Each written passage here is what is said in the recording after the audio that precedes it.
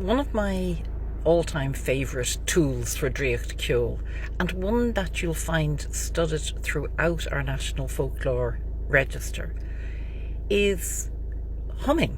It's a very simple, incredibly effective tool. I've seen people mention it here or there recently, which I find intriguing because a lot of the time they don't actually explain how to use it or why you use it. They just kind of go, oh, humming is good. So just very, very quickly, I'm not going to go into too much of the background of humming in Irish traditions. You'll find it, as I say, in ducas.ie. You'll find it across the National Folklore Record.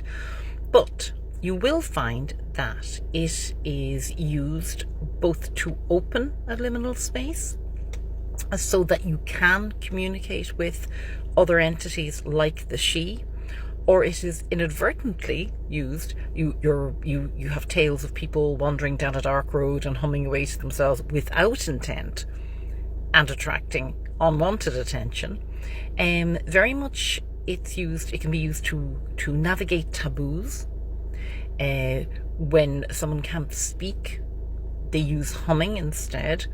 It was used in a practical way in many ways. It was how we learned to transmit a lot of our music when instruments were unavailable. But then you see the she and so on humming tunes and passing them on to mortal musicians, or mortal musicians hearing fairy music and memorizing it. One of the most important things, though, about humming is that it is very closely related to chanting, and it had rules and it had intentionality. So in Irish traditions, different pitches and different types of music have different effects and produce different types of magic. So in order to really understand humming and how to use it, you do have to understand it in the context of the Irish traditions of using sound. But when you do, and if you research it, it is an incredibly useful tool. It even very, very simple things. It was used for healing, hexing. It was used in domestic tasks to give positivity or good outcome to baking and so on.